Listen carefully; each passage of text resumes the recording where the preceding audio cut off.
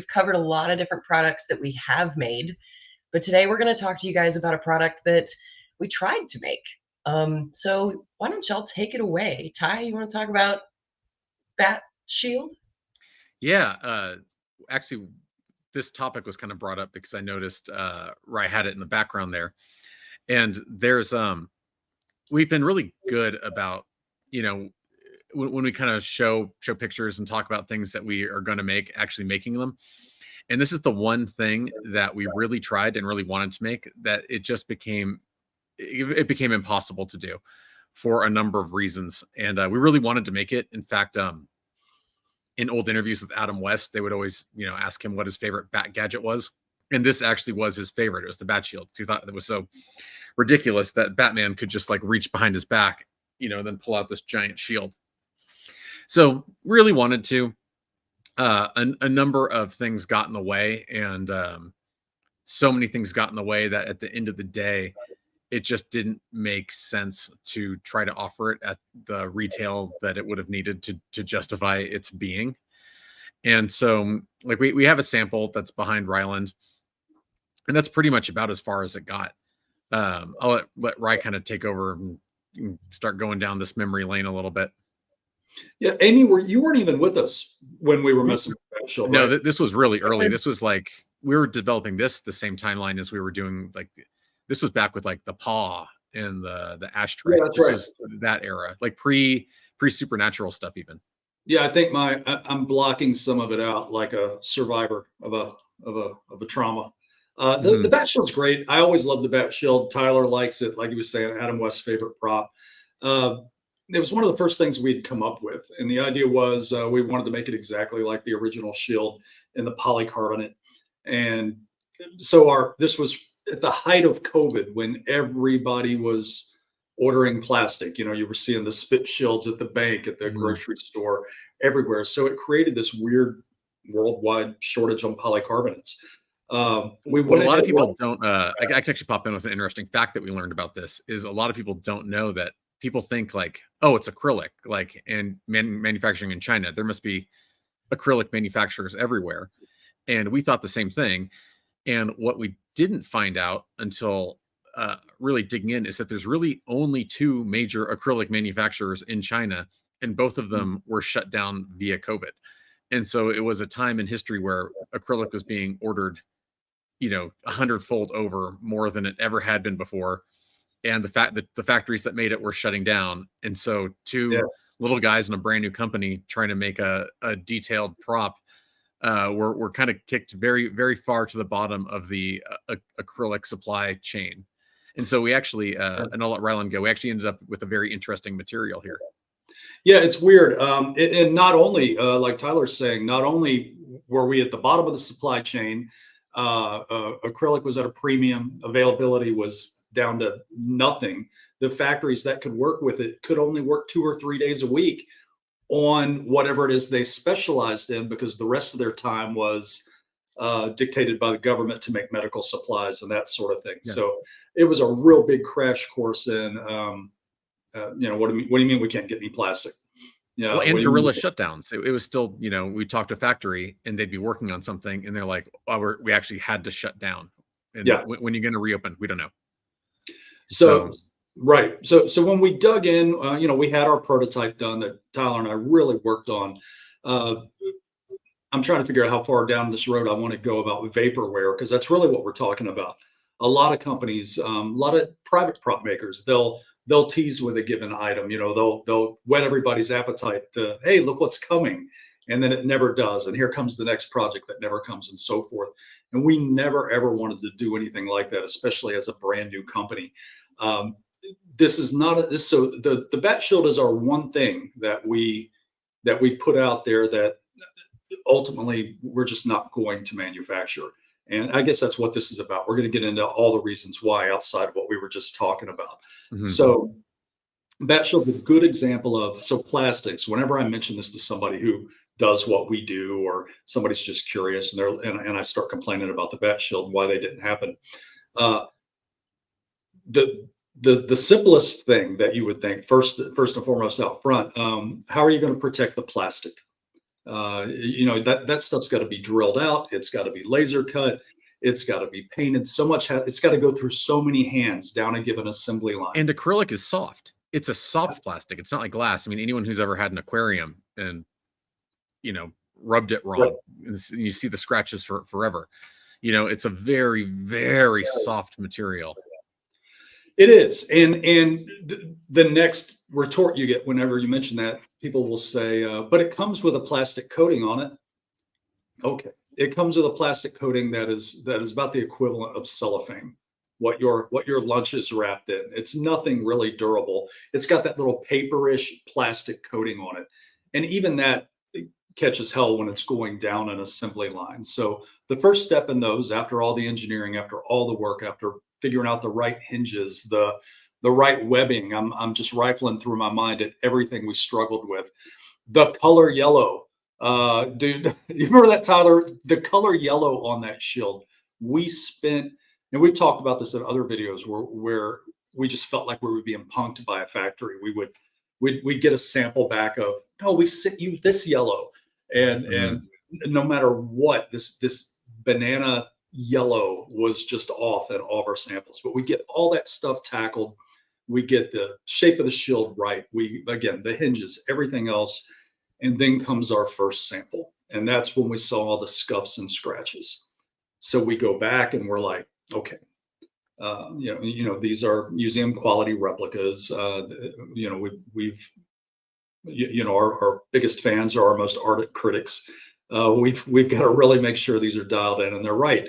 So we started wrestling with, okay, what's the acceptability of scuffs and scratches? Because there's human error involved.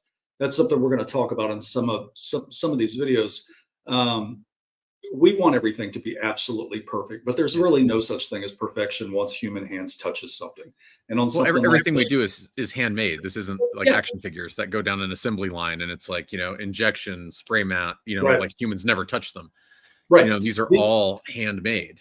Yeah, these are prop replicas. They're just like their counterparts. A human touched them. A human breathed on them. A human made them. And while we breathing on or touching acrylic scratches it. It does indeed. Looking at acrylic. Looking at it. Yeah. Having bad thoughts. I pointed to that earlier. There's a new scratch on it. Yeah. Just pointing at it. Just recording it is causing more scratches. I should remove it from sight right now if I want to. Yeah. Yeah, exactly. It has to be in a dark room where no one looks at it. And it's really it's almost no exaggeration. So again, a handmade item. First, there's the guy who cuts the plastic sheet down. There's one dude. Then the next guy who actually lays it in to have it cut. There's another guy. How gently or aggressively does he remove it from its machine and so forth? And this goes on and on through so many people touching it.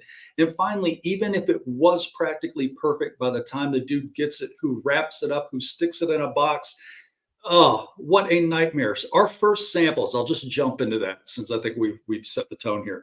Our first samples had residue of ham sandwich on them. Do you remember that time when I called you and I'm like, hey, I got the first sample in. There's some mustard on it. Yeah, it was like someone had eaten something and sneezed on it and then packed it back in the...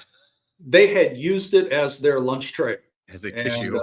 And I remember calling our representative who was boots on the ground in China. And I'm like, dude, there's mustard on this.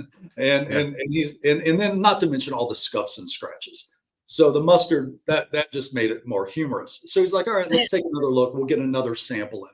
So we just went into this odyssey where it was one sample after another, and it was just varying degrees of scuffs and scratches. And we had contemplated, all right, look, if we can get these two, again, wrestling, what is reasonably acceptable on an exotic prop like this?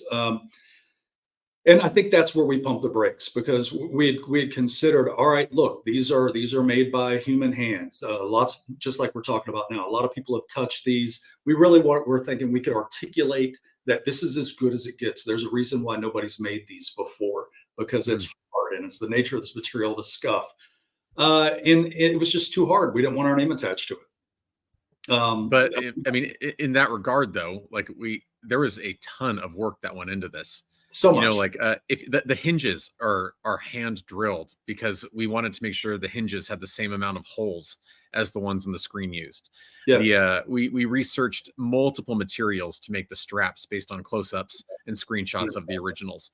So we matched the straps as close as we could. We literally they don't make it, that whatever hinge that was, apparently they don't make anymore. So like I said, like it's like no, it was whatever, like 13 holes going up, and then each side was 11. I don't remember the exact number, but it was, we couldn't find it, so we had the factory drilling out just raw hinge to make that match. That font was traced off of screen captures, so Yeah. like everything was custom done. And in fact, when we found out we couldn't make it out of acrylic, the material that they ended up using was the same stuff because it wasn't as in demand, that they make riot shields out of. So it's like bulletproof, like Yeah, we super skipped plastic. a polycarbonate. Yeah, but Yeah, which is also much heavier and more expensive. And so I mean, like we really tried. Like we tried hard. I mean, we got to the point where we were getting fully finalized boxed samples from the factory for approval. They just never could cross that last check mark. Yeah, we really struggled with it. And again, it it wouldn't have made a difference if we were getting those samples now after dozens of SKUs. After we've been around a few Mhm. years now, we put a lot of stuff out. That having been the first item, yeah, it set a tone. We didn't want to be judged by that. But even if we were doing the project now and we were going through the same odyssey, we still we would have to reject it and just not do it. We tried everything. At first, we were like, well, let's we're just having a hard time articulating. You guys got to be really, really careful with this. It wasn't a matter of that. If they handled it, if they handled every piece, every step of the way like it was nitroglycerin, the fact of the matter is the 4x8 sheets that were coming off the assembly line, just inherently being stacked on one another, was Yeah, causing levels of scuff. So again, it's like, there's yeah, it's like knots in lumber. Like you go buy a sheet of plywood. yeah, Best yeah, intention, there's still knots. and Like it was yeah, essentially knots in plywood. Huge sheets of plexiglass that aren't meant for prop purposes just come not perfect. And that's right. a big piece of plexiglass. I mean, it's hard to see it. It doesn't look as big in the back, but it's about 3 feet tall. That's Oh, 3 feet huge. by 2.5 feet. I mean, it's huge. It is a sheet of plexi. Yeah, and it folds up on itself four ways, which is Yeah. plastic touching plastic every step of the way. Mhm. An ambitious prop, but yeah, there's and sure you can make a few of them at a time if you were an artisan just working in your garage. You could get Mhm. a few out, and you could just love on each and every one with different degrees of Novus plastic polish until you've gleamed it up. But that's why a replica would be $1,500, $2,400. A handmade, really just spit shine perfect one. Yeah. And we were trying to put something out at $399, $499, whatever. And we just, again, we weren't going to put out something that No. our first efforts that would just disappoint people. And again, even if we could have got it, if we were going to grade it on a 10 scale to an 8, it would have been an inexhaustible supply of, I'll put it this way. It would have been a lot of people just simply saying, hey, my shield's scuffed. I want another one. And then here we go. We send them another one. Well, this one's scuffed too. And then we just end up in that endless cycle of varying degrees of scuffed, and nothing is acceptable. Yeah. And we're done. So rather than put us through that, put our brand new customers through that, sometimes good isn't good enough. And this was the case. So it's the one that will just never be. And that's the other thing. People always, well, you've got time. Well, relationships with studios have fuses on them. They have a certain amount of time. Now, you may choose to renew your relationship after 2 or 3 years, or you may not. Sometimes you just run out of time. And with this one, not so much a matter of time, more so a matter of just expectations and them being met. So that's all I got on that one. I mean, Tyler, you got anything else? No, I think we pretty much covered that one. Okay. That's super comprehensive, though. I had no idea that I mean, I knew you guys had problems in the stages of production, but I didn't realize it was one thing after another after another. I'm Yeah. proud of you guys for making the decision to cut it off. Well, like a lot of our projects that we've talked about, it wasn't I mean, it was a standard amount of problems through it. Like what you know, we send over this color blue, it comes back a little different. This color yellow, a little different. The initial hinges incorrect, like stuff like that is like acceptable. It's just kind of the R&D process that goes into making anything. But it was just one of those things where it was like that last 5% of it, which was get it, like they could have cut and made and done this, all, done the whole run at the factory. We just knew between, like we've said before, there's that point where we inspect, and then there's the point where it's put in a box. That's where things tend to go wrong, and just the things that could go wrong between those 2 points, it was just too high of a risk rate for us. So while it wasn't necessarily a problematic project all the way through, just that last bit of, we are going to receive disappointment was enough for us to realize this needed to have a plug pulled. Right. And especially, collectors that are at a point now, and again, we're all collectors too. We always point that out. Collectors that are at a point now when they get a prop replica, I don't know if they even stop and enjoy it first anymore. I think they get a lot of people can get the replica in and they instantly start looking for the problem. They stick it under the magnifying glass and turn on the halogens, and is it perfect? And we're the first to say, again, everything any prop replica company does is handmade. There's what you want to do is strike that balance of two key words: price appropriate. And sure, we always want to exceed expectations. I was going to compare us, our ultimate goal to an older company, but I'm not going to do that. We want to make a museum quality replica. Mm-hmm. Simple as that. Even if it's the smallest thing, we want it to be as perfect as it can be. We've spoken about our packaging before. Everything we go through, even to protect the art box. We've talked about how the client they judge art boxes like comic books. They want that to be. And we want to meet each and every one of those expectations as much as we can. But sometimes, this, Amy, you're the one who talks to everybody the most. Sometimes it just can't be, and such is the case with the Shield. So, well, good on you guys for making the right decisions and thinking about the customers, because ultimately that's what we are here for. I mean, we care about our customers and we want them to be happy. So and we're starting to get a bunch of regulars. We recognize the names now. We see the people on social. We're starting to get feedback on what people want to see. So on something like the Shield, again, I hate vaporware. I don't like it when an individual announces something and doesn't get it done. I don't like to see a company do it. But on a case like that, that's also one of the reasons we don't take money down for any of our projects. We still don't. When we announce a product, we don't say, okay, pre-sales are open. We want to make sure that thing is well into production. We want to make sure it's literally hitting or midway through an assembly line. And that's when we go, do you want to reserve it? What, 10%? Refund at any time. We don't ever want anybody to feel trapped in a run with us or anything else, or ever like we're moving the goalpost back, that sort of thing. So that's one of the reasons we don't do that. And thank God we were in a position when we started Paragon that we didn't live and breathe off those first projects. Yeah.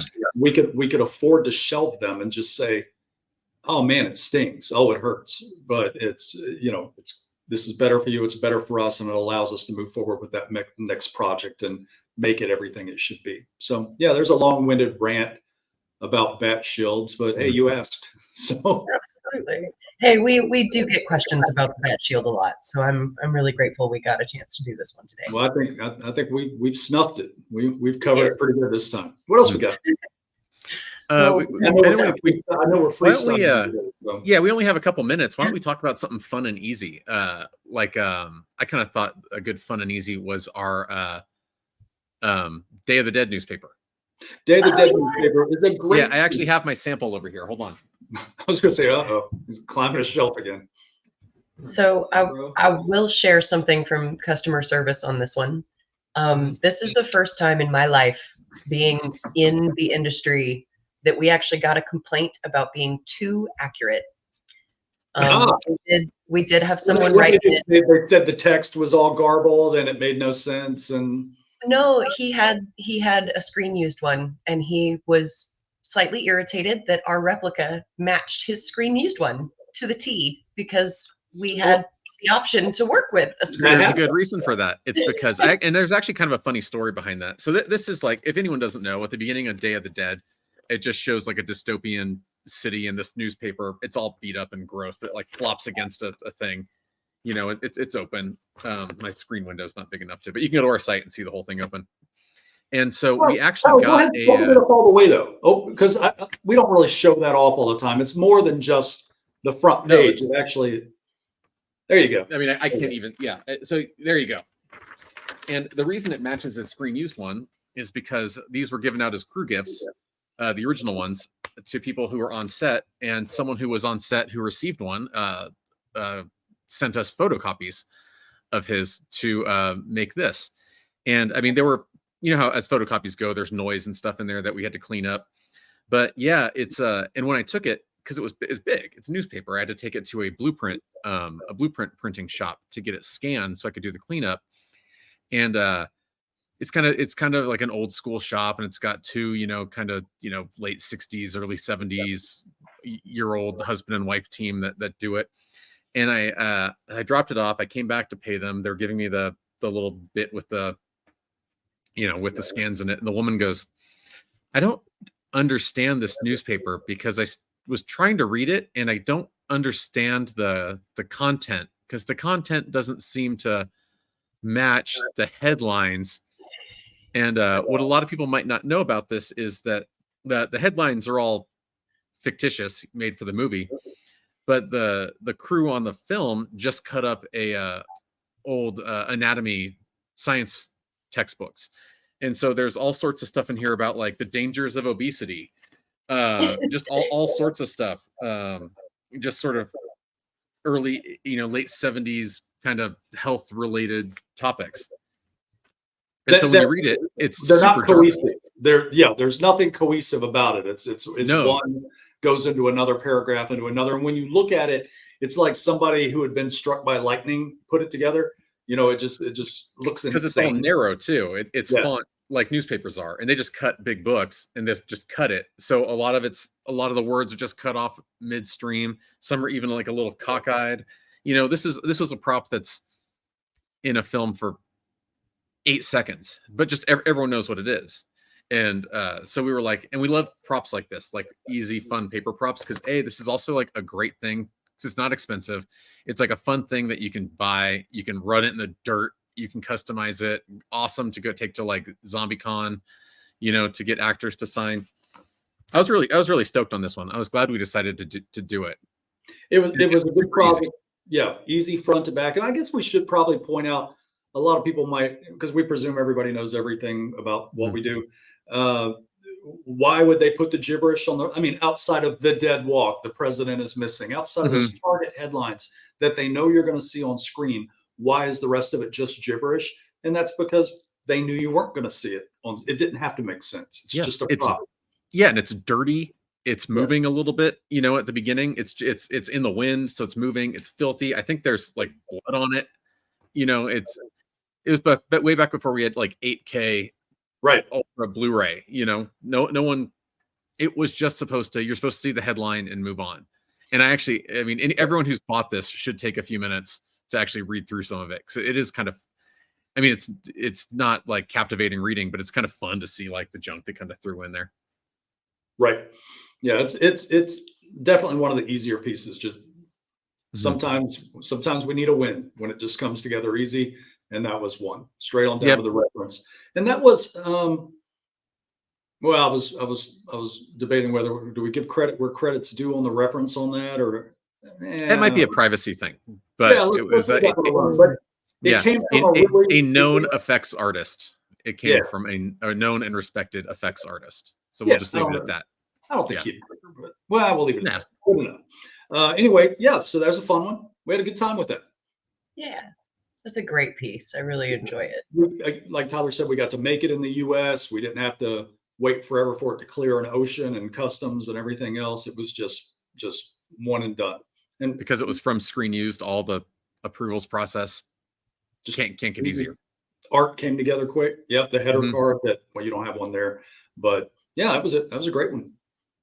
And we still have some, so come get some. Mhm. There you go. Zombie cons are coming up. Living Day of the Deads, all those shows that have all the actors from the Dead trilogy. It looks. I've seen people get these signed. It looks really. It's like a really awesome piece, signed and framed. Yeah, I've got one framed in the office Mhm. out front. Looks really good. I think I've showed Yeah, it. I mean, on next the wall. time, Bub Zombie is at one of those shows. I'm gonna bring mine. We didn't have it ready last year. Yeah, we were down. We were down in Orlando, and Mhm. he was there, and we didn't have any papers, and we were like, "Damn it!" You know, This would be a perfect time. But next time, Yes. But we are known to take them and stick them in corners at expos and shows. yeah, we'll do that when we do expos. We kind of crumple them up and stick them places, and we'll show them on our Instagram as kind of just like a, hey, free if you find it. Yep. So if you see one, don't worry. Like the apocalypse, zombie apocalypse hasn't happened. It's just We an are Easter just egg, huh? we're just being cheeky. Yeah. And if you find one at a show, we might even still have the header card, and you can come get the header card if you really want it. Or if you find one at a show, take a picture and tag us. I want to see where these end up. Oh, there you go. Yeah. That's even Yeah. better. And then we'll give you one. The traveling Yeah. newspaper. Yes. Exactly. All right, that's all I got. All right. Then on that note, I'm going to wrap us up for the day. And you guys are awesome. Thank you so much for doing this with Oh, us. wait. Just makes a Friday, man. Makes a Friday a warmer, safer place. We'll see you guys. Absolutely.